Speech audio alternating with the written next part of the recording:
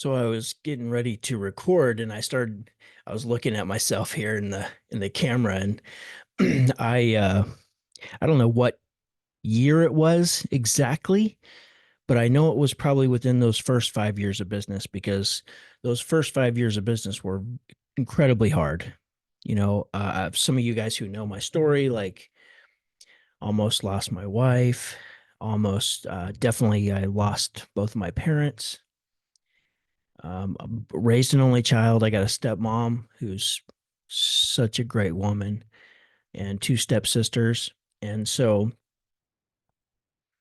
uh, but anyhow, what I wanted to say is that I was sitting here looking and you can see on this side, or I'm sorry, this side, like I have a big chunk of meat right here, right? Like you can see, I mean, it's just my chest. I've never had any injuries on that side. On this side, I've got like nothing. Like when I flex, there's just nothing. Well, that's where the piece of my chest tore away from my bicep.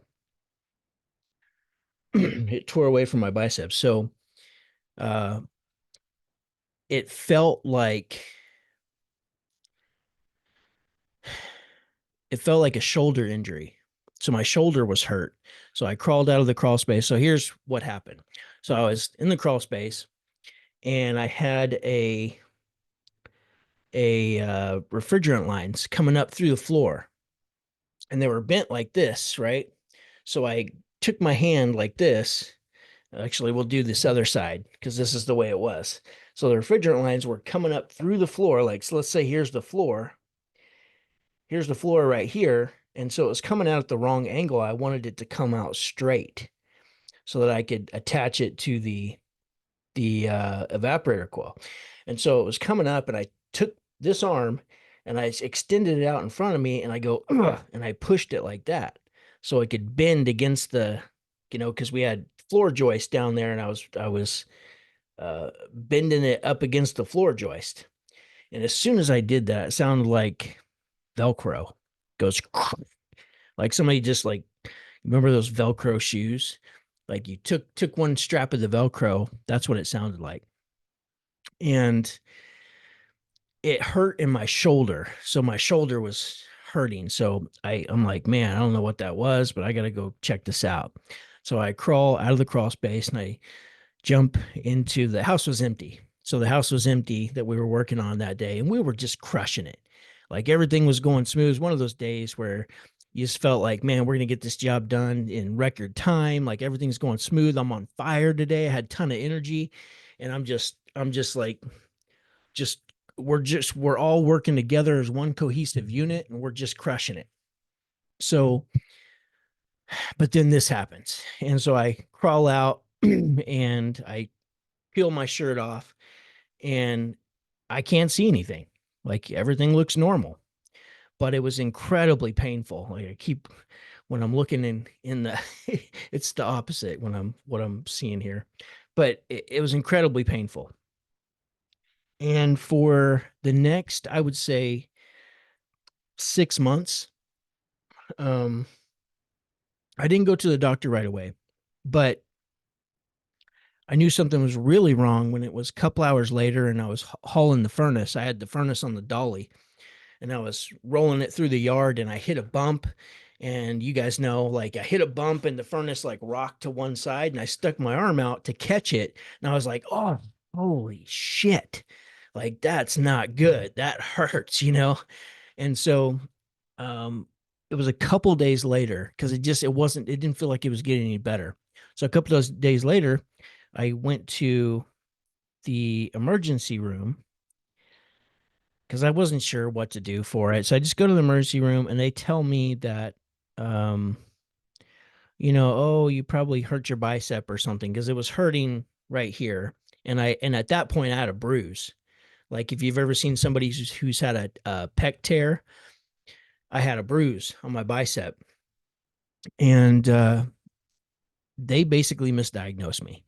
And there was nothing they could do for it. Basically, just take care of it. And Well, a week later, I'm like, dude, it still hurts like crazy. It's just not getting better. There was a couple of times where I'd get out of the car and I would go to shut the door, and just that little any movement that was like from outside to inside that engaged that muscle there and the tendons and everything else just like killed me.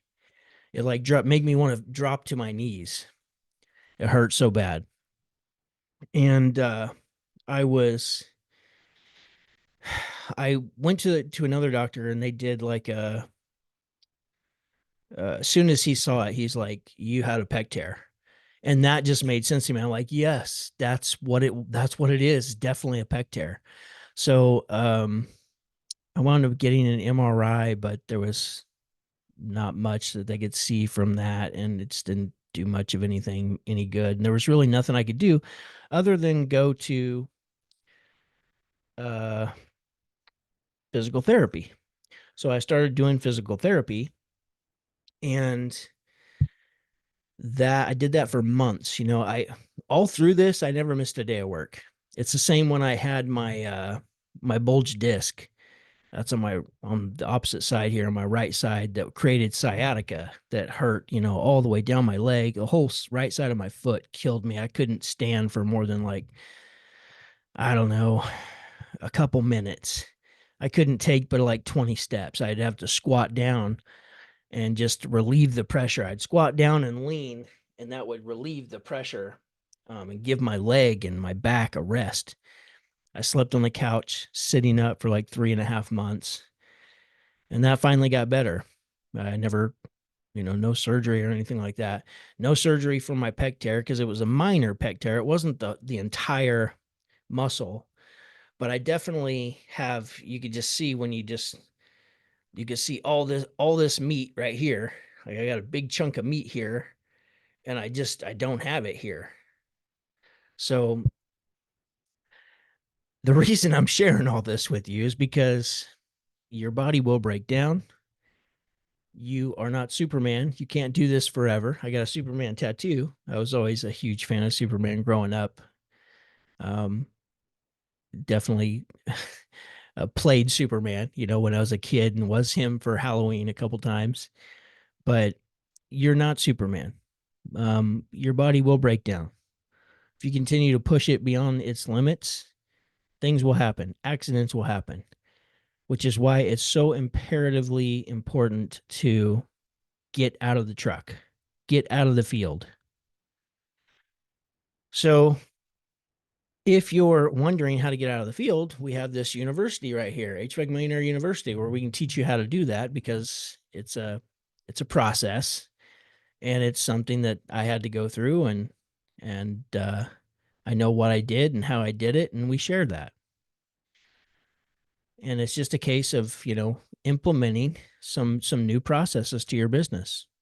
And everybody always says, like, I need processes, I need processes. Well, you do need processes because you're not getting the results. Obviously, if you're getting results, then you probably have a good process. But if your process is not producing results that are beneficial to you and advantageous to you, then you probably need a new process, or you need to tweak the process that you have so you can get better results that are beneficial, not only to you, but to your family and to your team. So just know that you're not Superman. Things will happen. The longer you stay in the field, the riskier it is.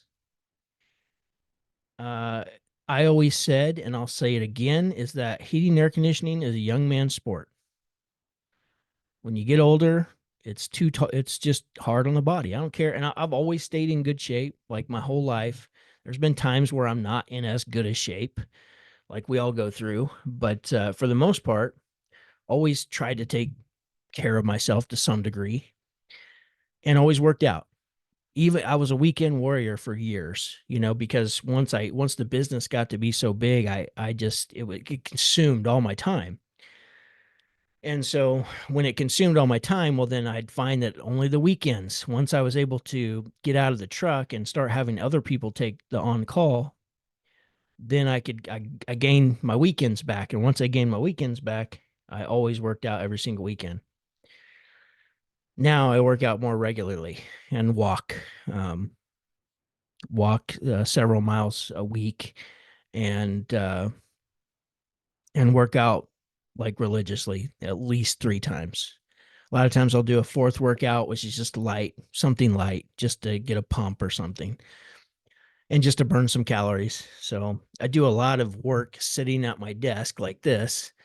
So I'm not nearly as active as I was. And of course, when you're not as active, it's easier to gain weight. It's not, you just don't stay in as good a shape. So staying in the field is a great way to stay in shape, but just know that all it takes is that one time to bend over to change a compressor out, or that one, muscle tears can happen so quick and fast and so easily.